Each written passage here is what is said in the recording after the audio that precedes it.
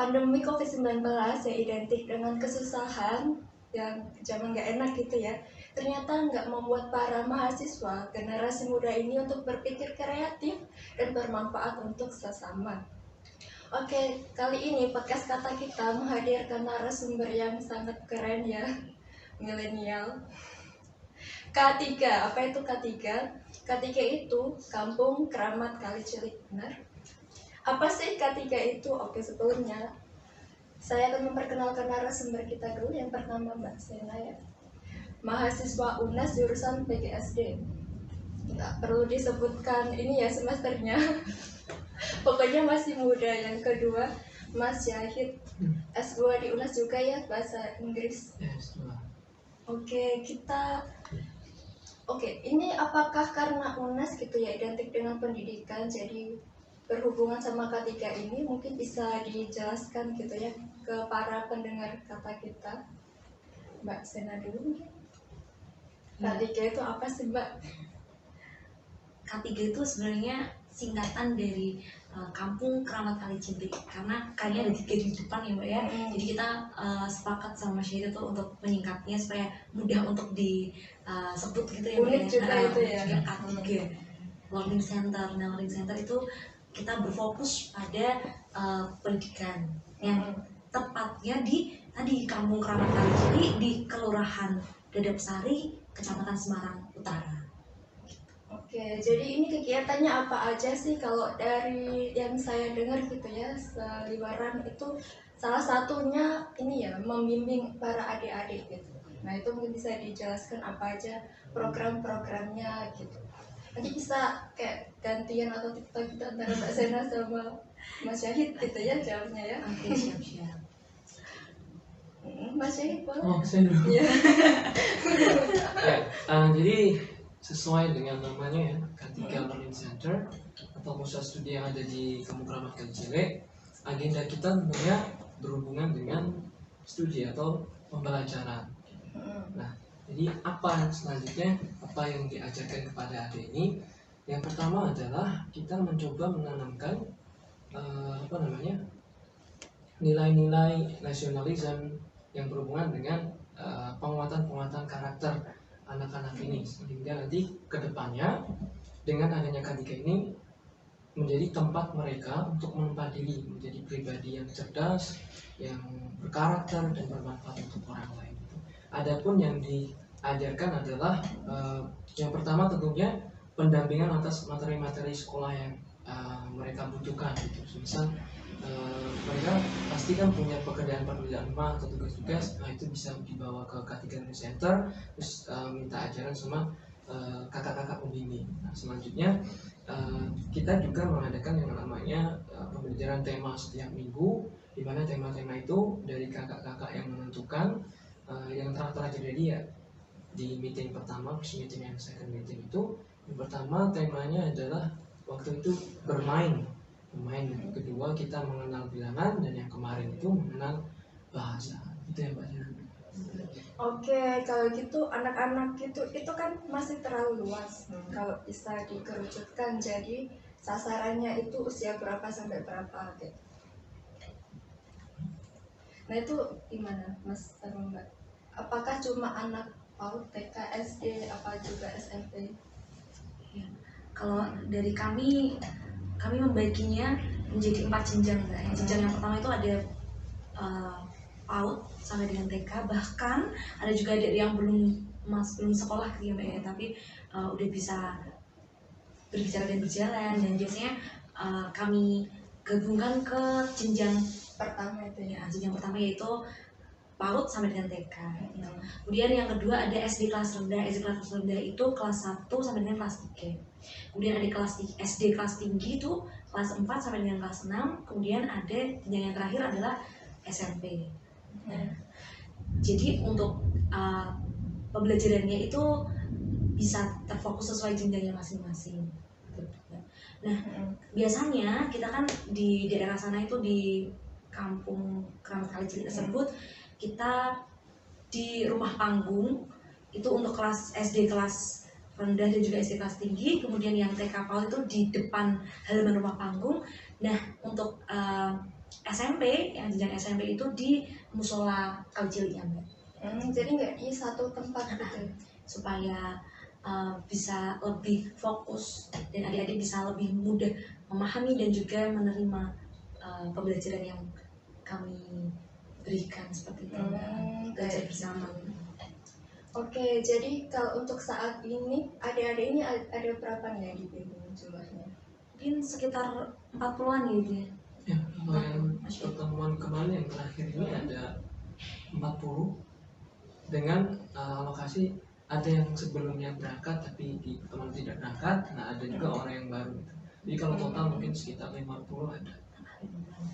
Oke, ini berarti kan kalian masih mahasiswa gitu ya, sibuk dengan mungkin skripsi, tugas akhir atau kuliahnya. Kenapa sih mau repot-repot kayak gitu mengajari adik-adik ini? Pasti kan juga selain menguras waktu, energi juga tenaga. Nah itu gimana? Apa sih yang melatar belakangi yang bikin mantap dengan segala risiko dan kendala yang ada gitu? Ini menarik ya karena bisa memotivasi yang lain gitu. Ya, mungkin gini, kita ini sebagai anak muda, milenial gitu, butuh something great yang bisa membuat kita itu merasa hidup gitu. Nah, karena kami mahasiswa pendidikan, di mana passion kita adalah passion pendidikan, jadi sebisa mungkin kita melakukan sesuatu yang memang kita kuasai. Nah di situ selanjutnya kami kayak punya ide untuk oke lah kita pengen hidup, pengen melakukan sesuatu yang bermanfaat untuk orang lain sesuai dengan passion kita. Akhirnya dibentuklah K3 itu. Nah untuk cerita awalnya bermula dari pertemuan saya dengan anak-anak di Kampung Keramat Kalicilek waktu itu ketika mengikuti majelis guru saya. Nah di sana saya melihat banyak sekali anak-anak kecil gitu di masa pandemi, di mana mereka belajar hanya melalui WhatsApp, melalui Google Classroom dan platform-platform yang lain yang saya rasa that's not very effective gitu, nggak efektif sama sekali. Bahkan saya yang mahasiswa pun belajar online itu juga agak susah. Nggak gampang kan, apalagi untuk anak-anak seusia mereka gitu. Akhirnya basic saya kan bahasa Inggris, terus saya menawarkan kepada Pak RT-nya di situ dan di guru saya bilang I can teach them English gitu, saya bisa ngajar mereka bahasa Inggris kok gitu. Nah beliau bilang oh iya saya semangat mas, saya dukung, tapi kalau bisa jangan bahasa Inggris sama gitu, coba diajak teman-temannya untuk kesini dan kita bikin kegiatan yaitu K3 Center, tapi waktu itu namanya belum ada gitu. Nah dari situlah akhirnya itu pertengahan tahun 2021, selanjutnya September Oktober saya KKN dan PPL itu juga dengan Mbak Sena, dan di situ saya ngontrak Mbak Sena gitu. Gimana kalau kita buat proyek sosial di daerah ini dengan agendanya pendampingan belajar. Terus ternyata Mbak Sena merespon dengan respon yang sangat luar biasa dan mempunyai visi yang sama gitu.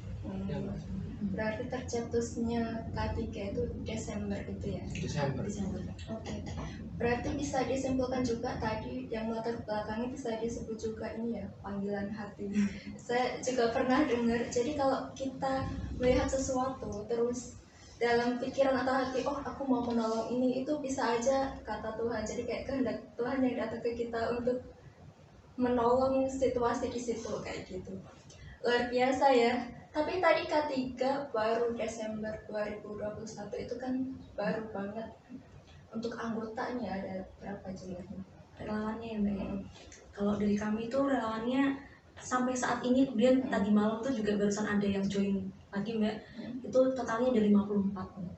Tutor ya disebutnya. Tutornya ada 54 orang, yang mana 54 itu tidak hanya dari kami mahasiswa saja, tapi juga ada dari adik-adik SMA, kemudian yang sudah bekerja juga. Jadi kami bersinergi seperti itu ya Mbak ya, untuk membangun, untuk mengistiqomahkan K3 Learning Center ini. Nah kemudian dari 54 tutornya itu tadi, kami juga sekaligus membentuk sebuah seperti struktural. Nah itu ada pengurus harian, ada ketuanya Mas Syahid, wakilnya saya sendiri, kemudian ada sekretaris bendahara, kemudian ada bidang kaderisasi. Nah, bidang kaderisasi itu untuk bertugas atau job desk-nya itu seperti mengakrabkan para tutor, dan juga nanti untuk reorganisasi ke depannya. Kemudian ada juga bidang yang kedua itu ada bidang kominfo yang bertugas untuk mengelola akun sosial kami, untuk menyebarluaskan, mempromosikan, mengenalkan kepada publik bahwa ini loh di sini di daerah Kelurahan Dadap Sari, Semarang Utara, Kampung Kalicili tepatnya ada K3 Learning Center, sebuah social project. Kemudian ada lagi bidang yang ketiga itu ada bidang kurikulum dan evaluasi.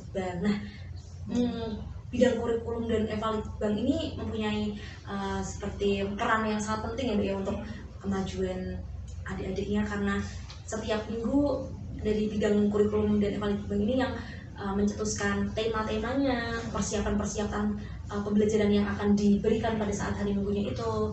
Kemudian ada lagi bidang BURT atau Badan Urusan Rumah Tangga, itu seperti inventaris. Jadi kita seperti, karena kita baru ya kita menyicil sedikit demi sedikit untuk mempunyai properti aset-aset seperti itu. Dan nanti yang bertugas bertanggung jawab, nah itu dari pihak dari bidang BURT atau inventaris tadi. Nah, kemudian yang terakhir ada bidang ekotif atau ekonomi kreatif. Nah, itu nanti seperti yang bertanggung jawab dalam CSR atau sponsorship, kemudian itu Mbak, seperti kewirausahaan. Nah, yang mana nanti untuk partner sponsorship itu pastinya juga kami manfaatkan untuk berkembangnya, untuk progres dari K3 Learning Center itu sendiri supaya bisa lebih baik seperti itu ya ke depannya. Ini kalau dilihat sangat serius sekali ya, maksudnya benar-benar dikelola dengan serius dan nggak main-main, nggak cuma kayak menggebu-gebu di awal kayak gitu. Berarti untuk tutor ini apakah katanya tadi habis itu ya oprek gitu ya, open recruitment, apakah kalau ada yang tertarik bergabung itu bisa kapan aja atau mungkin ada masa oprek apa udah tutup atau mungkin kalau penonton kata kita nih tergerak hatinya terus ingin bergabung, apa sih syaratnya?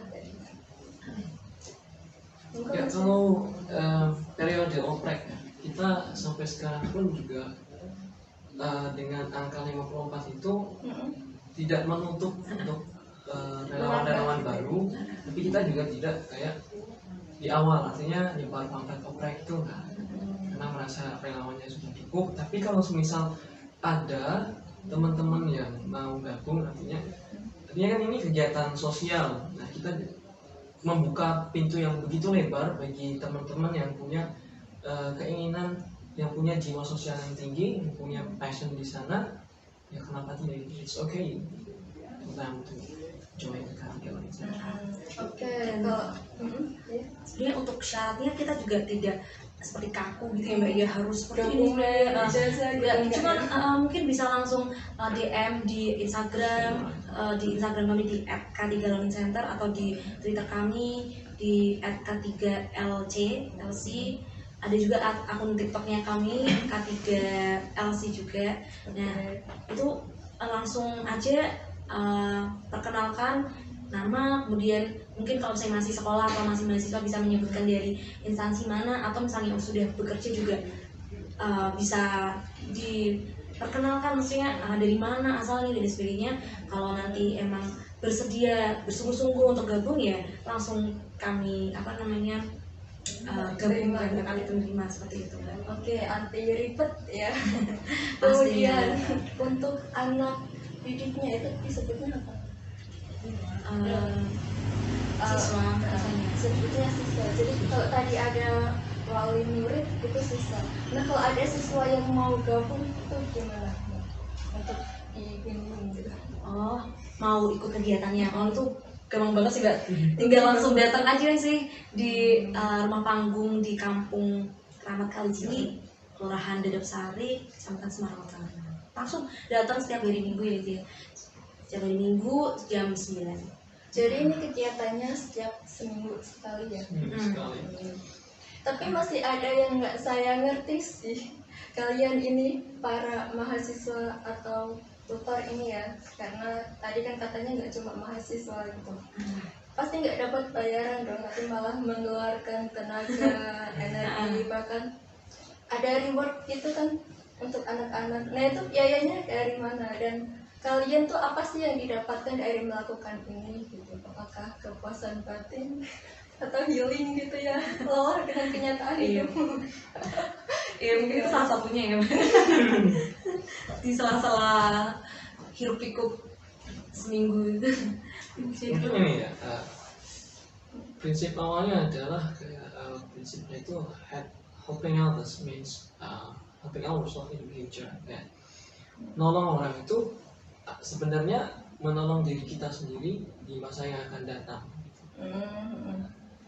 Jadi tergerak dari sana, juga berawal dari semangat kebermanfaatan untuk orang lain.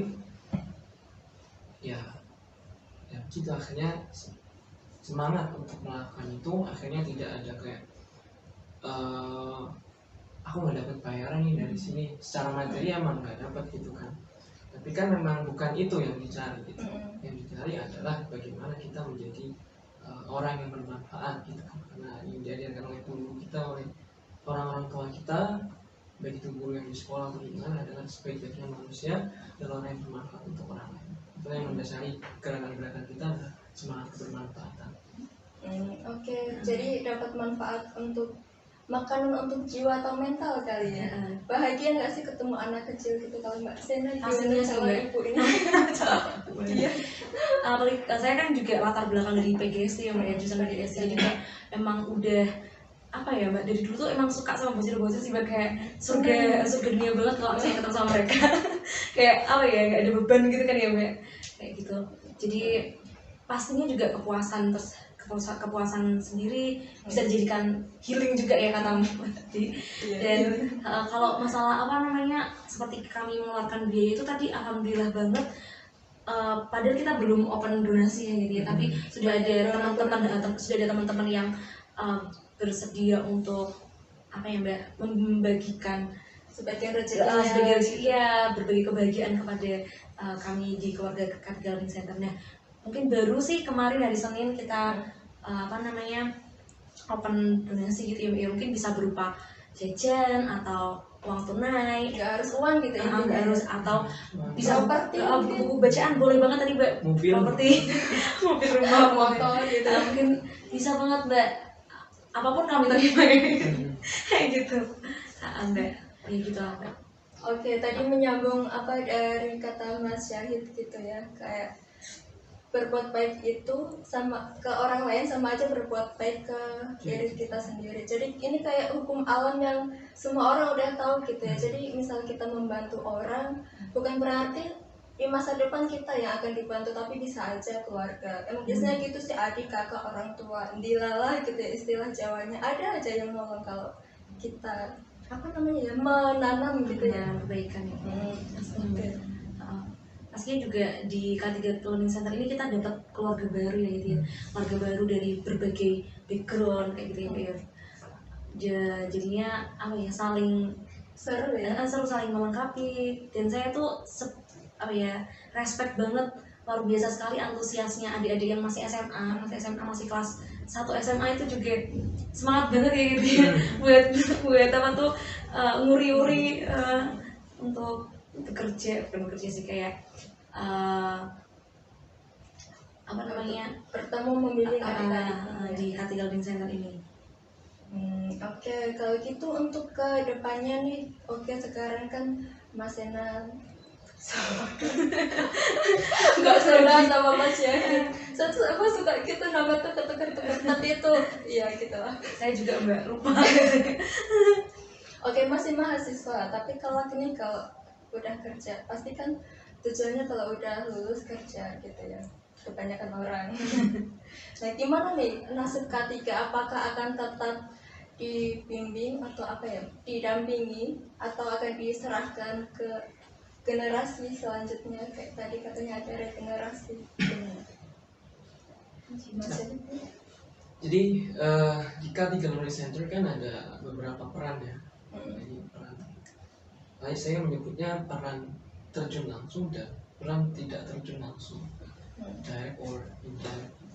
Nah yang terjun langsung ya kayak sekarang kita ini, artinya ngajar anak-anak, terus bimbing anak-anak, menyiapkan kurikulum, menyiapkan materi, itu kan terjun langsung. Nah untuk yang tidak terjun langsung adalah contoh orang-orang yang beliau-beliau yang seperti donatur, terus beliau-beliau mensupport dari kegiatan-kegiatan ini tapi dari luar. Nah maka dari itu orang yang pengen berkontribusi di K3 Learning Center ini bisa selamanya gitu, selama hidupnya. Nah, untuk regenerasi sendiri, oleh karena itulah dibentuklah struktural. Daripada K3 Learning Center ada namanya bidang kaderisasi. Nah, yang urusannya adalah pengkaderan dan juga ini juga regenerasi. Artinya tidak dari semua tutor ini kan ada yang masih semester 7, ada yang semester 5, bahkan ada yang SMA. Nah, dari situ kita selain kita membimbing siswa-siswa ini, yang kakak-kakak ini juga membimbing adik-adiknya untuk kedepannya bisa dilanjutkan oleh adik-adiknya ini. Jadi ya kita tidak takut untuk kehilangan orang karena insya Allah selalu ada. Dan memang usaha yang kita lakukan adalah usaha kaderisasi tadi. Ini harapan ke depan ya Mel ya, mungkin kita juga bisa nambah hari, kemudian bisa mungkin seminggu 2 atau 3 kali jadwalnya, amin. Terus kemudian mungkin bisa kita punya tempat ya gitu ya, tempat sendiri gitu ya, base camp. Mungkin dari sobat kata kita ada yang bersedia untuk mewakafkan gitu kan. Benar banget.